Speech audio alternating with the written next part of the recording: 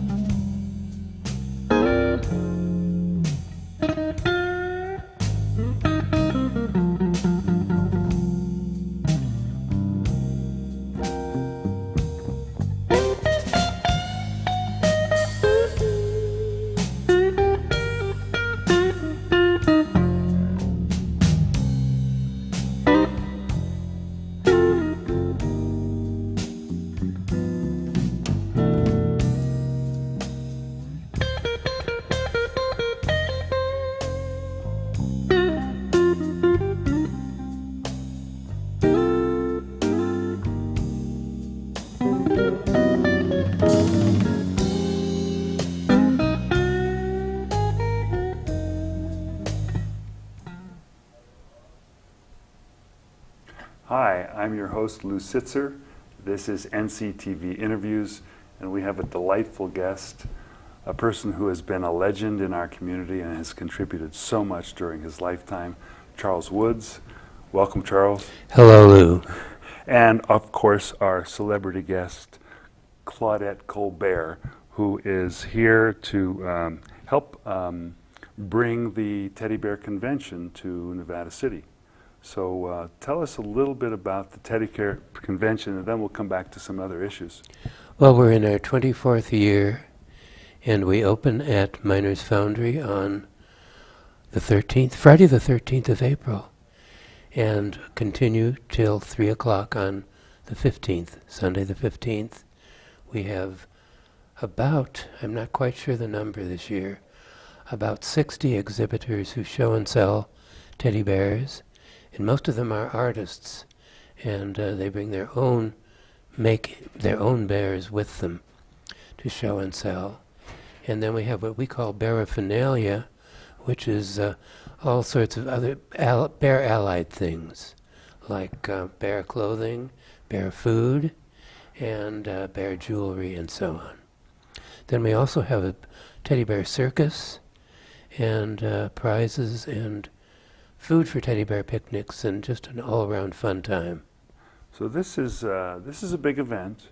It actually, as far as I can see, has national recognition. You draw people from how far? Well, we have exhibitors from as far away as Rhode Island this year. Rhode Island, Texas, Colorado, and so on. And the guests, I don't know where they're coming from this year. They have come from Japan, and of course the UK, because that's a big country for teddy bears. And of course, Claudette is French. Oh, no, you said she might be Russian. I'm not sure. She was, I hate to say, but she was made in Nevada City. All right. By Dorothy Darden, many, many years ago, and given to us by Doris and Bob Farmer of Sacramento. And we're able to change her, not only her sex, but her whole mystique yearly. And she's been several other things, but this year she's Claudette Colbert. Right, and how many teddy bears do you think you have in just your own collection? About 2,500. 2,500? Yes, yes. And varying from how small to how large? I think our smallest one is maybe a half an inch tall, to one of the big ones is over 6 feet tall. So I have a very varied collection.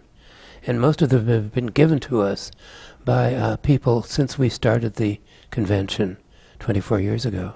And so this is not only do you have visitors from all over the world, But this is also a family event. What do you think about children? This is Oh, something. well, we love having children, and we've always tried to have bears that are priced so that children can start buying bears and having their own bears. But this year we have, with the help of Hospice, Gift and Thrift, we're giving all of the children who come in, bringing their own parents or bringing an adult, under 8 and under a free bear, so that they'll be able to have start their own bear family. And what gave you the idea to begin with of even doing a teddy bear convention? Well, we were working on the first rehabilitation of Miners Foundry in Nevada City, which at that time was actually a steel manufacturing plant, no longer a foundry. And we were always looking for ways of supporting our efforts. And so we actually had the museum in the foundry while we were working on it. And one day we got together, Pat Kobler, Felix Vercelis, Dorothy Darden, and other people got together with an idea of raising money. So someone, I think Pat Kobler, said, why don't we have a teddy bear picnic? Because she herself was a teddy bear collector, and Dorothy Darden was a teddy bear maker. So I began sending out press releases to various consulates and embassies and newspapers around the world, and we had incredible results. We got a bear from Ireland, a bear from Italy. Every year Italy has sent a bear for the convention. A bear from Great Britain, a bear from Sri Lanka, and which wasn't Sri Lanka in those days, and one from Germany. And the German consul came up from San Francisco in his big Mercedes car with his own teddy bear. So they've all come from all over. Well, since you mentioned the American Victorian Museum, viewers need to realize that Charles and his partner David arrived here in 1957. Ooh, a long time ago. A long time ago. Not born here, doesn't go back decades and decades beyond to the 49ers, but has contributed so much, and if I will list them, you'll be amazed. So starting with, what was your first enterprise here? Well, let's see. Our first enterprise was designing greeting cards for Berliner and McGinnis, which was in the building that is now Friar Tuck's. Right, Yeah. and I remember that. That stayed for quite a while. Oh yes, yeah, quite a while. It had been, when we first came up here, it was an auto supply store. So describe what Nevada City was like when you first came up in 1957. It sure was quiet, and it was the old guys and the dogs used to gather on the corner of Broad Street and Pine Street, and they would just spend the day there. And no one accused them of loitering. No, and there was no They loitering weren't shooed problem. away from storefronts. If you were young and had graduated from the high school, you got out of town as quickly as you could. Why was that? Well, there was nothing to do here. So it's kind of a little bit of a ghost town? It was almost a ghost town. If it had not been the center of, or the home of Tahoe National Forest and the county seat, I think it would have been a ghost town like the rest of the Mother Lode really became. And because we have some photographs done in the 30s that in our collection that are from the collection in the Smithsonian and Library of Congress that were all done by the WPA projects. During the Depression. And they show the town just as we saw it, and all the towns up and down the Mother Lode as we saw them, which were empty, empty, empty. And they were lively at night because there were lots of bars, all of which were open, and all of which probably had 1 or 2 people in them, if you counted the bartender. And the churches were still going, but they didn't have many people.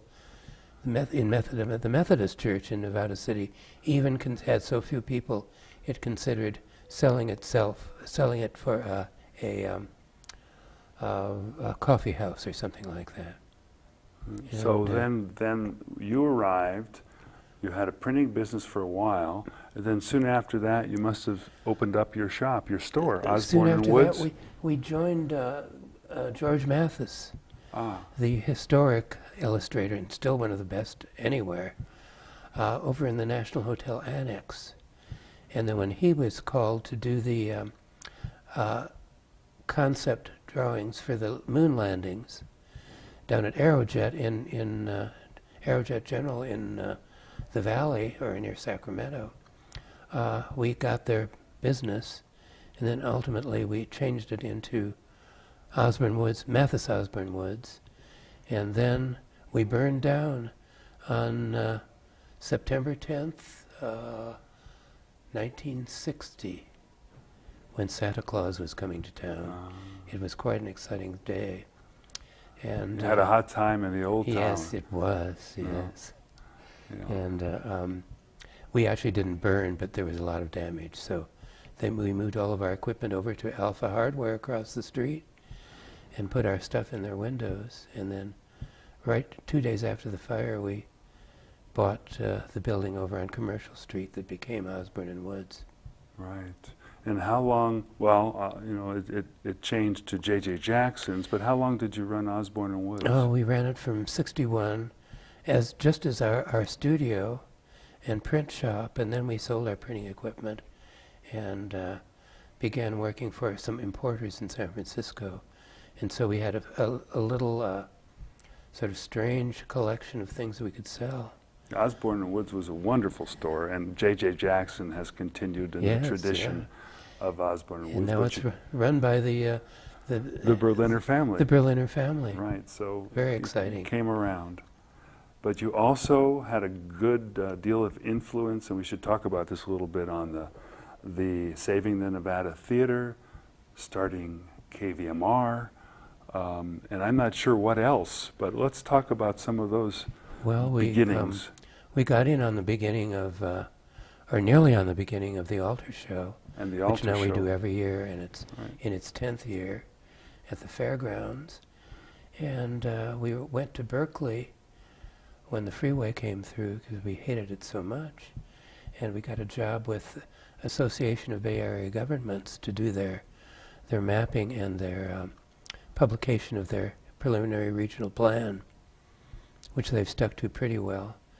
And we became so interested in planning that we wrote assisted in writing the first historic ordinance that we have. And I've grown old enough to know the lacks in that ordinance, the things we left out, which were terrible, but we did accomplish a few good things with it. And what else did we do? Well, we had lots of stuff when we had the museum in the Foundry from 1972 onward, and until 1998 when we left there. Right, and how about KVMR? KVMR was very exciting to do. We owned the little piece of property on Banner Mountain, and didn't know quite what to do with it. And so we thought, aha, that would be a good place for a transmitter, for a radio station. We had no radio station or even the idea of it in Nevada City at the time. So Now, did KNCO exist at that point? KNCO did, but they were quite small. This was AM And, also. Yeah, AM. And Auburn had K-High, which was in a little shack on the side of the road. Right, I remember. And so we thought, well, let's do an educational station. And so we got our FCC license through the museum with the help of Jim Abbott, who's now since moved to Mendocino, and Lee Amundsen, who's gone back to Sacramento. And Lee had several years as being in the radio business, so to speak, and he was a DJ down at K-High. So our first programs were done with our taking records down to K-High for him to play in the little station down there. And then we did the station. And so, when did the station move to Nevada City, and what did it didn't occupy? Was Spring Street the first building it occupied? It was the foundry and the museum was the first. And That's actually right. the first, right. I remember the first it now. real transmitter was Yeah. was a little shack on the grounds where our transmitter was. Right. And then eventually they came to the foundry, and we're up behind the organ in the foundry, and then they moved to the front, and they kept on moving and getting bigger and bigger, and till pretty soon they went to the Spring Street building. So it must give you a good deal of gratification to see essentially your children sort of flourish and Oh grow. yes, and they have flourished Yes. and doing so well. The first few years were not too pleasant, Right. and they were kind of a headache, but because we were always on a shoestring. But now they're quite good and quite successful, and people know of them all over now. So Well, it's very good. I look at KVMR as a model from which we can learn at NCTV, because we've had to struggle.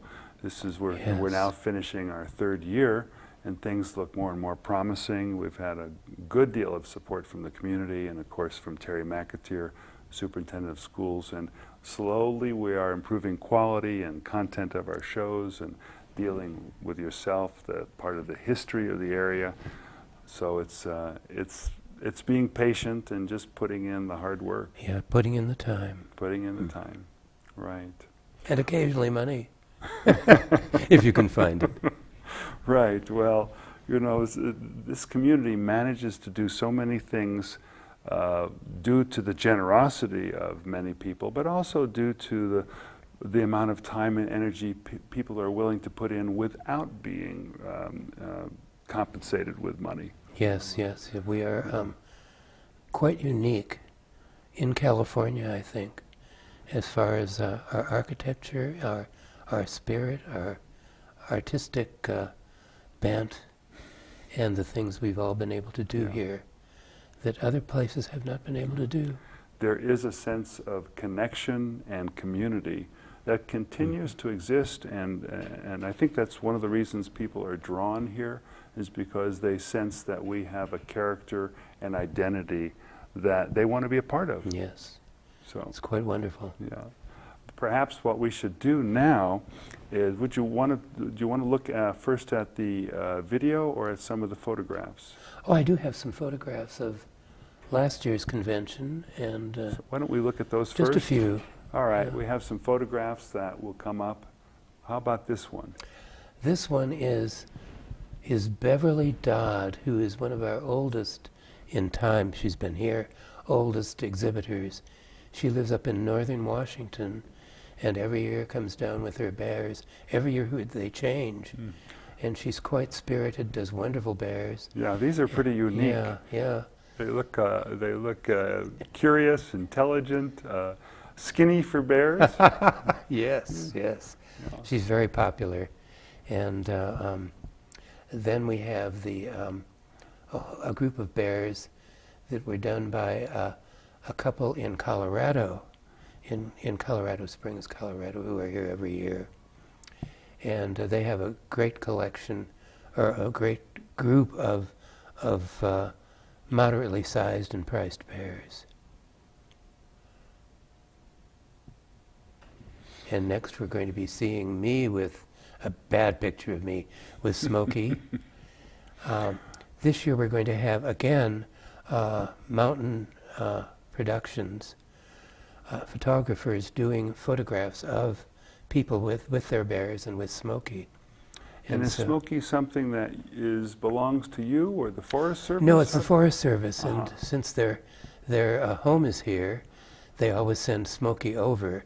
There are several Smokies inside that Smokey suit, but the suit makes the Smokey so hot inside that we have to trade off with people. So I never know quite who's inside. Oh.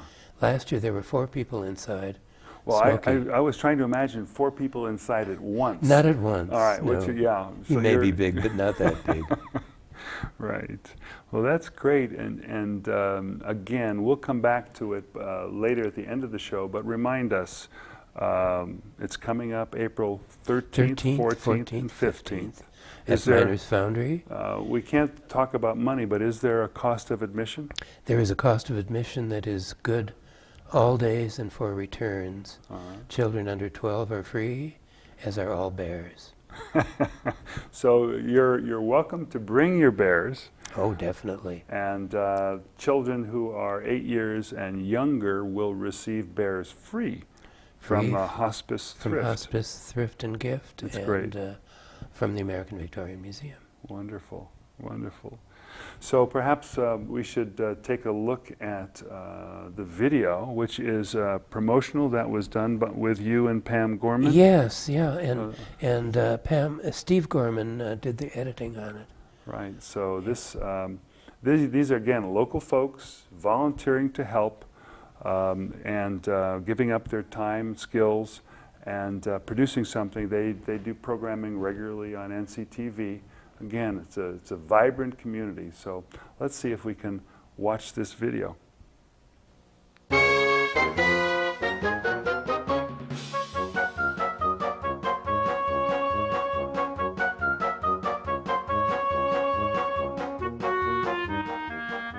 Hello, and we're at the Miners Foundry today at the 23rd Annual Teddy Bear Convention. I can't believe the crowd here, and it's so much fun. There's teddy bears everywhere. We're going to be interviewing quite a few people here. There's music happening.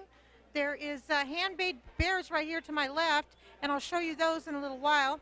And I'm really amazed. And again, it's at the Miners Foundry, the 23rd Annual Teddy Bear Convention, and I will be interviewing Charles Woods and many others. And stay tuned. Hello, I'm here with a wonderful group of people here. Of course, this is Charles Woods. Hi, Charles. Hello, Pam. How are you? I'm just doing great. Grr, grr. I'm having so much fun here. It's just incredible. Bears everywhere at the Miners Foundry. Let us know a little bit of the history of the Teddy Bear Convention. Well, we started it 23 years ago as a way of raising money to help rehabilitate this building when we were the American Victorian Museum. And one day we had a meeting of, I think a Ways and Means Committee meeting, and someone suggested that we have a teddy bear picnic. So we took it from there.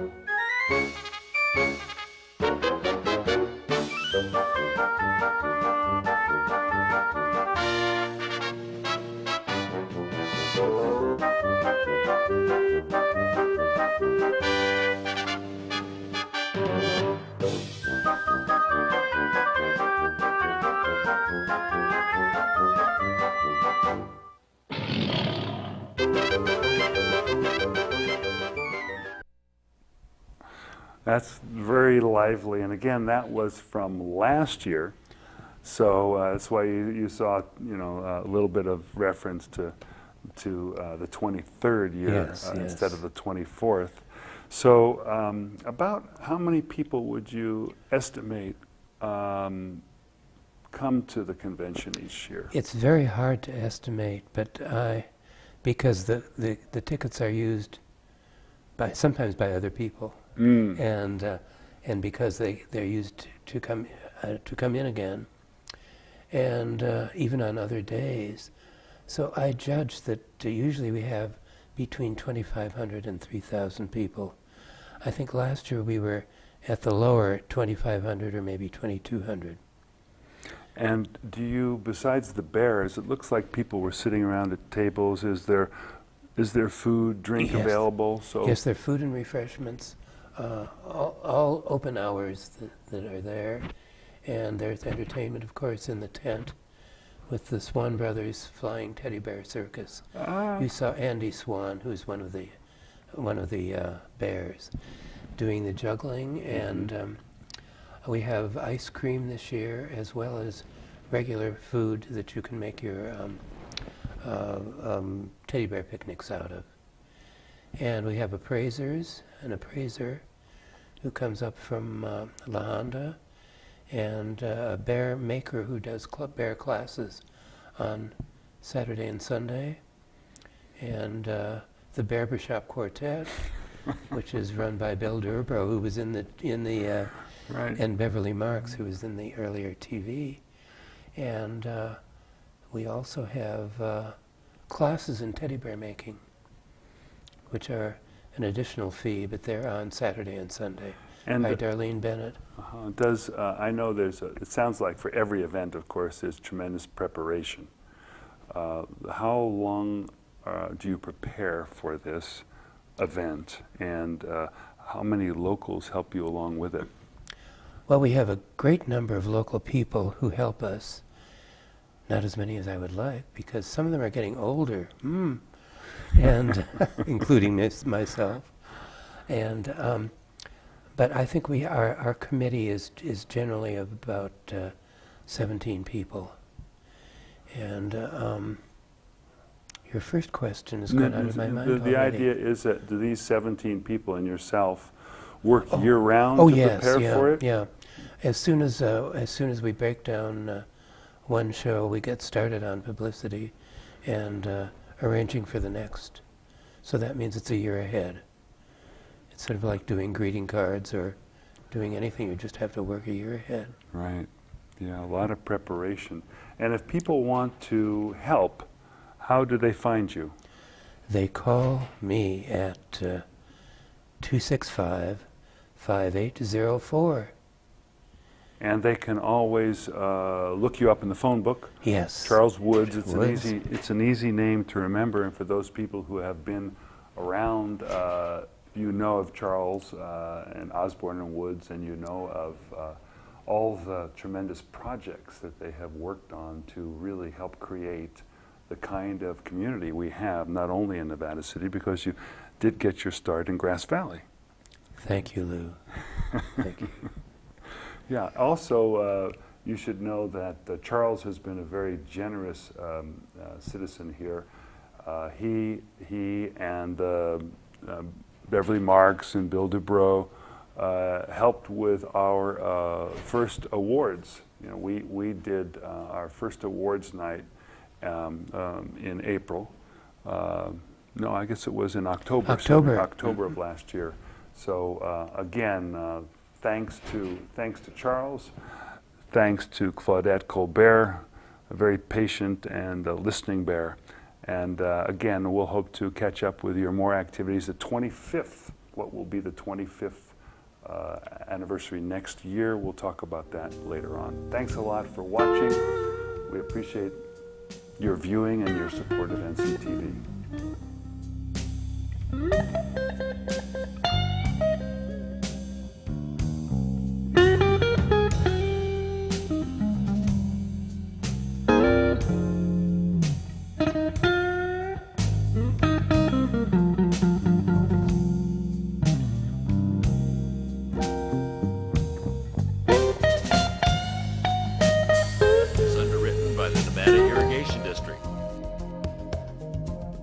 Since 1921, providing clean and healthy drinking and irrigation water to more than 24,000 homes, farms, schools, and businesses in Nevada and Placer counties.